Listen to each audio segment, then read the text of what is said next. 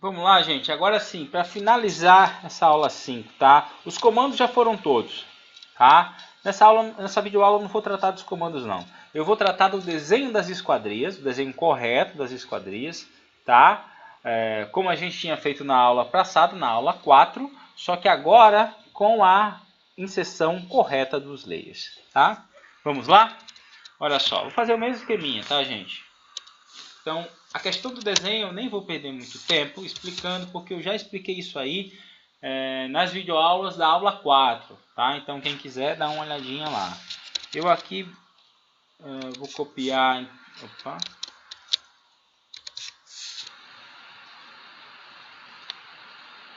Vou copiar aqui para cima.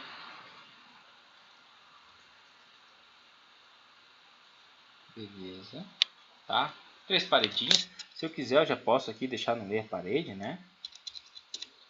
E olha só, gente. Vou fazer uma parede aqui, uma janela aqui, uma janela alta aqui. Eu vou fazer mais uma dessa vez, tá? Não estou tendo problema com Enter. Deixa pra lá. Vou fazer uma porta de abrir, uma porta de correr, uma janela baixa e uma janela alta. Pronto. E aí eu acredito que eu vou contemplar tudo que pode acontecer, né, na prova de vocês. Tá bom? Vamos lá? Bem, aqui eu vou fazer uma janela, uma porta primeiro, uma porta de abrir, uma porta de 80. Tá? Então, offset 43 para cada lado, 43, 43. Bem, a parte do desenho, gente, como eu falei a vocês, eu nem vou perder muito tempo explicando, tá? Porque isso aí eu já expliquei anteriormente, tá? Então, quem perdeu a explicação, recomendo que veja as videoaulas da aula 4, ok? Beleza, observe que ficou branquinho aqui, né? B0, vou dar só um MA. Seleciono aqui, ó. Resolvi a questão. Beleza. Vou fazer agora a minha esquadria. Para fazer a esquadria, eu já vou deixar aqui no Lay Esquadria, né, gente? Para economizar um tempinho. Afinal, se ali está ativo, qualquer coisa que eu criar a partir de agora vai ser nesse layer. Vamos lá. Então, REC. Endpoint, apontei 3. Cliquei endpoint, marquei endpoint, apontei 3. Marquei endpoint, apontei 3. Marquei endpoint, apontei 80. A Enter, C Enter, endpoint, fiz alguma coisa errada. Agora sim, endpoint, pra cá, fiz lá. Beleza? Olha só, gente, coisa importante. Isso aqui, será que isso aqui existe de fato? Esse arco existe na porta? Observe aí na porta da casa de vocês, ou em qualquer porta que vocês passarem no dia de hoje. Observe se existe algo assim, um arco nela. Vocês vão ver que não existe, né, gente? Isso aqui, de fato, ele é só para representar a varredura que a porta faz, no caso que a folha da porta faz, ao ser acionada, né? No caso, a ser aberta. Isso é para evitar que se coloque algum elemento aí, às vezes um pedacinho da cama fica aí, um pedacinho do sofá fica aí. Então, para ter esse cuidado, né, se faz esse desenho, né? Beleza. Como ele não existe, gente, ele não devia ter a mesma intensidade, né, que a porta que existe. A gente sabe que a porta na gradação seria a segunda linha, né, digamos assim, partindo do head, ela seria um pouquinho mais grossa do que o head, né? Eu teria a head a linha mais fina e eu teria a yellow na sequência sendo um pouquinho mais grossa. Sendo assim, essa linha aqui, né, esse arco aqui, como ele não existe de fato, ele não deveria ter a mesma importância de linha que a esquadria tem. Ele deveria ser mais fininho, no caso ele deveria ser red. Mas beleza, será que eu faço um outro layer, né, uma esquadria red, só para isso? Não é necessário, tá, gente? É possível fazer alterações pontuais por aqui também, tá? Bem, vocês sabem que para fazer uma alteração pontual, eu poderia digitar PR, não é isso? Sim, poderia digitar PR. Mas se vocês observarem com carinho, com cuidado, vocês vão ver, tá, que o PR também está presente numa barra fixa aqui na nossa interface, ó, aqui em cima. Estão vendo? Barrinha aqui. essa barrinha aqui, ó, barrinha Properties, tá vendo aqui? Aqui na barrinha Properties, gente, aparecem várias opções que estão aqui no Layer, aqui no Properties, tá? Como por exemplo, deixa eu mudar só a cor. Eu tenho a questão da Color, que aparece aqui.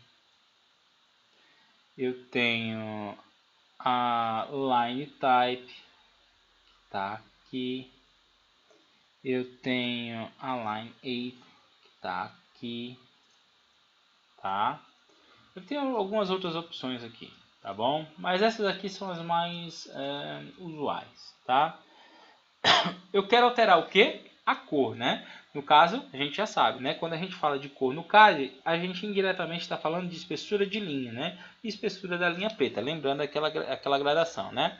Red, Yellow, Green, Cyan, Blue, Magenta, White, 8, 9, né? No caso que a gente vai usar basicamente até a magenta, né? Que é a nossa cor de parede.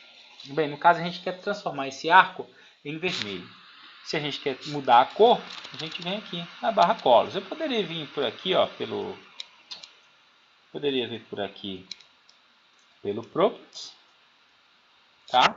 Mas eu teria que digitar PR, Enter, abrir a janelinha, depois fechar ela, não seria muito prático. Então, por isso, gente, eu vou dar preferência a vir por aqui, ó, que é bem mais rápido. Lembrando, aqui cabe a mesma ressalva do comando Properties. Eu só irei alterar algo aqui em cima.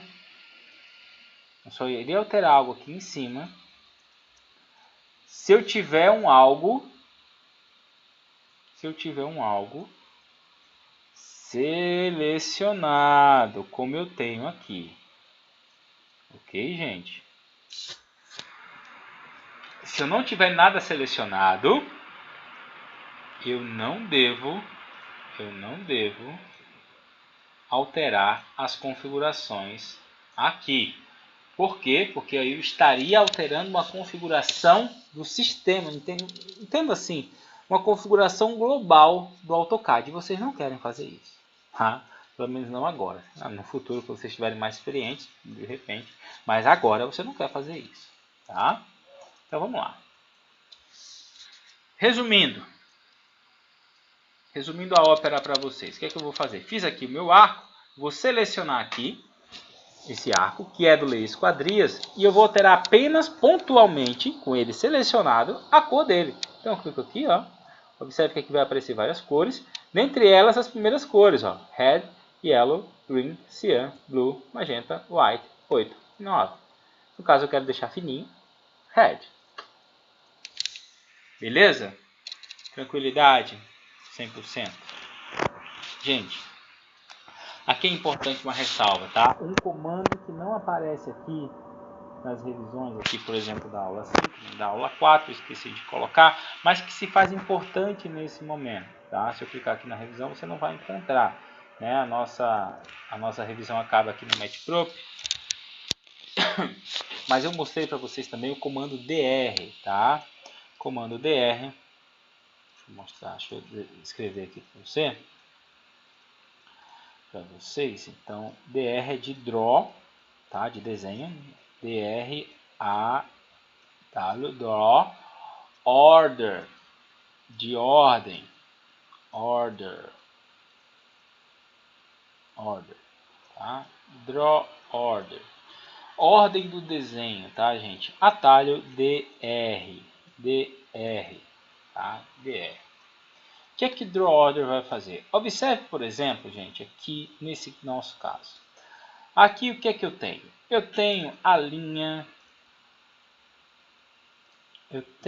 amarela aqui na frente da linha magenta, né? Para quem não lembra. E aí eu posso aqui, ó, fazer uso da luzinha por aqui, tá? Eu abro aqui, ó. Nem precisava abrir, ó. Se eu clicar aqui, ó, aqui em cima na luzinha, é o que eu vou fazer, tá? Eu vou clicar aqui e ele vai apagar o Layer Esquadria para mim. Olha só. Ele primeiro vai falar que... Ah, não, ele abriu primeiro, tá, gente? Ele abre primeiro a janelinha e aí eu clico aqui na luzinha, tá? Ele vai dizer primeiro que eu estou apagando um layer que eu estou usando. Vou dizer que não tem problema, pode apagar mesmo. Mas que era só para mostrar a vocês isso aqui, ó. Que existe uma linha aqui, ó, uma linha parede aqui embaixo, correto? Vou acender a luzinha de novo. Beleza, apareceu. O que está aparecendo, e eu acredito que todos vocês consigam ver, é uma linha amarela. E aí eu pergunto, o que vai acontecer na hora da impressão? O que vai ser impresso? Uma linha grossa, referente à magenta, ou uma linha mais fina, referente à amarela? Saibam, gente, que nesse caso o que acontece, na impressão iria sair impresso a linha amarela, tá? O AutoCAD ele sempre dará preferência àquilo que está aparecendo, tá? Então, se está aparecendo o yellow em cima do magenta, quem será impresso? Será o yellow, tá? Independente da quantidade de linhas que houvesse atrás dele, né? Pense que no AutoCAD em si eu posso ter, sei lá, mil linhas, uma em cima da outra. A cor da linha que estiver em cima, no caso que estiver aqui, visível para mim, será a linha impressa. Mesmo que eu tenha linhas gigantescamente grossas embaixo. Okay? Por conta disso, eu tenho que alterar a ordem do desenho. Como é que eu faço isso? Bem, existem várias formas de utilizar o comando DR. Tá? Eu vou mostrar para vocês. Se eu digitar aqui DR, Enter, tá? Ele vai pedir para selecionar a coisa toda. Então, gente, antes de continuar aqui, eu vou selecionar antes aquilo que eu quero alterar a ordem, né? Draw order, né? Lembre, ordem do desenho. Então eu altero a ordem, né, dos elementos que estão um em cima do outro. Selecionar aqui e aí eu vou digitar o DR, vou dar Enter, tá? Só para que vocês entendam o comando, tá, gente? Eu não vou me aprofundar muito nele. Tá aqui, ó, Draw order, então ordem do desenho. E aí ele dá a seguinte mensagem, ó, Enter Object Ordering Option. Então, entre com a opção de ordenamento que você quer dar ao objeto selecionado. E aqui ele apresenta várias opções, ó, acima de objetos, abaixo de objetos, na frente e atrás. Lembrando sempre que a opção atrás é a opção que está ativa aqui, ó, a opção atrás. Por isso, gente, que eu dou sempre a dica, né, a manha da aranha aqui desse comando DR. Qual é a manha da aranha? Deixa eu cancelar aqui. Sempre selecione aquilo que você quer enviar para trás. Porque a opção de enviar para trás, a opção Back do Draw Order, já está ativa. Então é só você dar uma Enter para acioná-la. Fica simples, né? Então olha só, eu vou selecionar toda a minha esquadria aqui. Tá? Porque tanto esse lado como esse aqui, a esquadria estava por cima. E vou dar um DR, Enter. Entrou o comando e eu vou dar um outro Enter para ele enviar para trás. Dei um Enter. E observe que agora, neste momento, a linha que fica na frente é a linha magenta. Tá? Tem mais um detalhezinho aqui. Observe que esse arco, tá? Por mais que ele não fique assim 100% em cima, tá? Mas de longe ele meio que fica por cima. Tá? Se eu der um super zoom nele, né? Se eu fosse imprimir, por exemplo, na escala de 1 para 1, eu veria que não estava na frente, tá? Mas não é isso que acontece. Geralmente a gente imprime isso aqui na escala 1 para 50, né? Então, de longe aparece que esse arco está em cima da minha linha. Para evitar isso, eu vou dar um Draw Order nesse arco também. Então, ó, seleciono ele, DR, Enter, Enter, e ele vai para trás. Visivelmente ele vai para trás, né? Dá para ver aqui que ele vai para trás, né? De longe isso é mais perceptível do que de perto. Ok? Lembrando sempre, gente, se essa aqui for uma porta que der para a rua, ou uma porta que tenha um desnível nela, você deve fazer a linha de piso, né? Então eu faço aqui boto aqui no layer piso e faço aqui, ó, desse endpoint da parede, tá, gente? Você faz ó, do endpoint ao endpoint. Lembrando, a linha de piso nesse caso vai ficar por cima do yellow, então eu seleciono também ela, DR Enter Enter para ela ir para trás, tá? Por que ela sempre tem que ficar desses endpoints, professor? Por que isso? Porque num caso de você querer ocultar, por exemplo, as esquadrias, ela vai ficar certinha, né? De parede a parede. Caso contrário, né? Se você falar, professor, mas não precisa, né? Você faz só desse endpoint aqui para esse endpoint aqui, ó. Fica a mesma coisa. Será que fica? Vamos ver.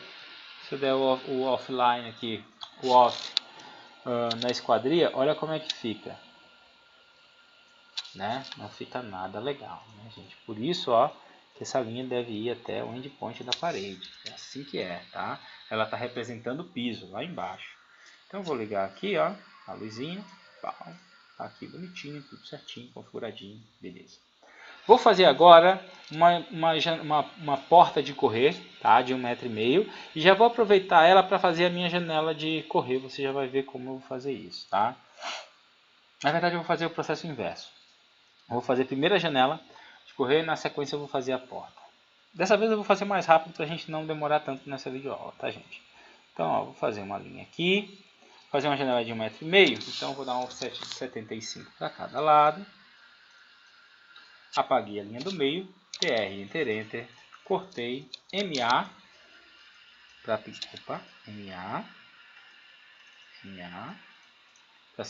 pintar aqui, né, as paredinhas, agora tá certo. Já vou colocar aqui na esquadria, não sei o que está acontecendo aqui no meu mouse, vamos lá. Vou dar um REC, endpoint, beleza, tá? Então, endpoint, esse é o primeiro REC para fazer a esquadria, né? Depois, ó, endpoint, marquei, apontei 3. Lembrando, tudo isso aí eu já expliquei na videoaula da aula 4, tá? Cliquei, apontei 3.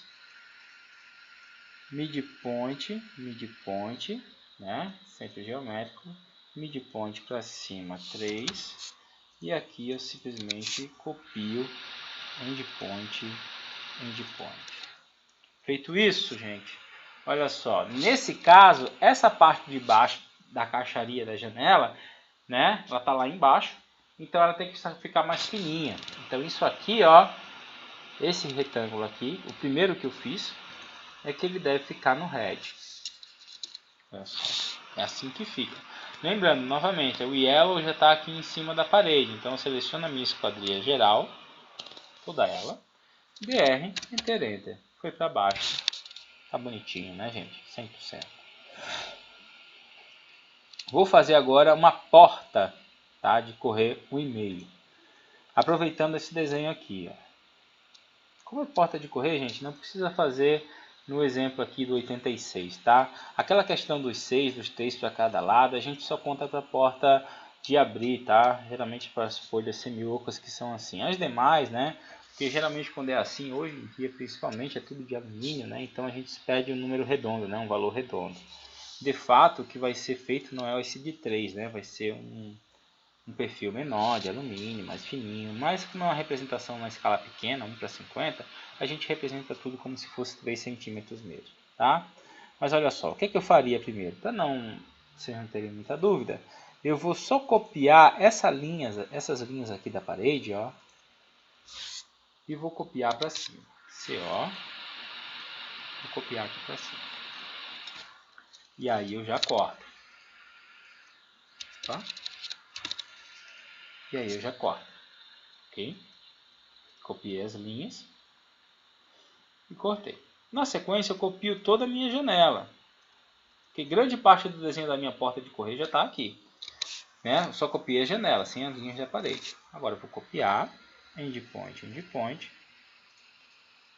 E qual vai ser a diferença básica, professor, das janelas para as portas? Né? Nesse caso, são iguais. Tem o mesmo tamanho, tudo. Qual vai ser a diferença básica? Bem, na porta, geralmente, nós não temos essa parte de baixo desenhada.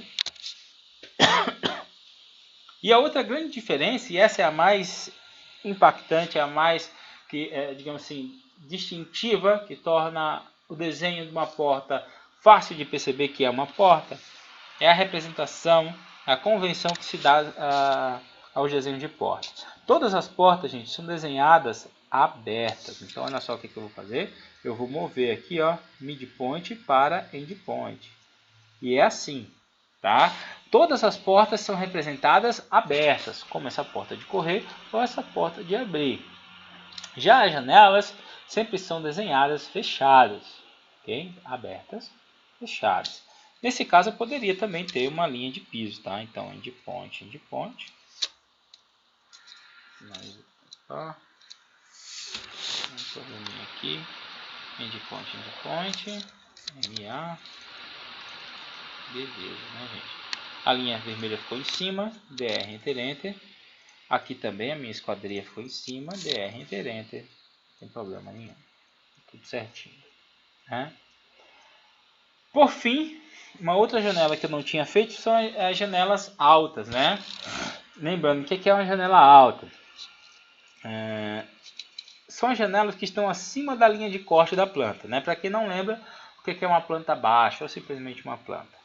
É uma representação da edificação, né? Que forma em uma vista ortogonal, então sem influência da perspectiva, olhando a edificação de cima, né? Só que a edificação não está com telhado, ela está cortada, né, no plano horizontal a uma altura média de 1,5 m do piso acabado. Então, as janelas que estão acima desse 1,5 m, em tese, não apareceriam na planta, né? E elas de fato não aparecem desenhadas de fato na planta, elas aparecem em projeção.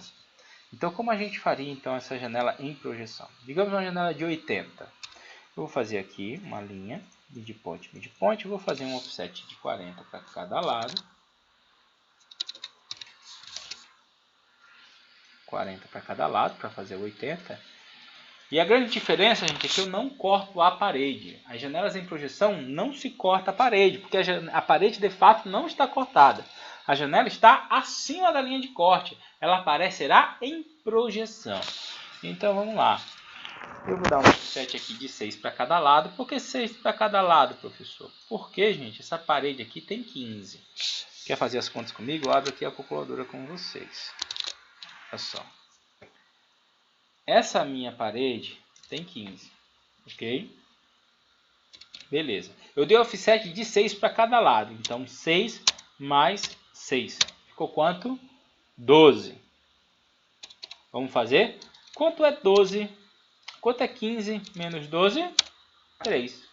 3 não é aquela espessura padrão para qualquer esquadria? É. Então é por isso que a gente bota esse offset de 6 para cada lado, né? Porque o que resulta aqui no meio é uma folhinha, digamos assim, de 3 centímetros, né? Feito isso, né, eu vou cortar essas rebabas laterais.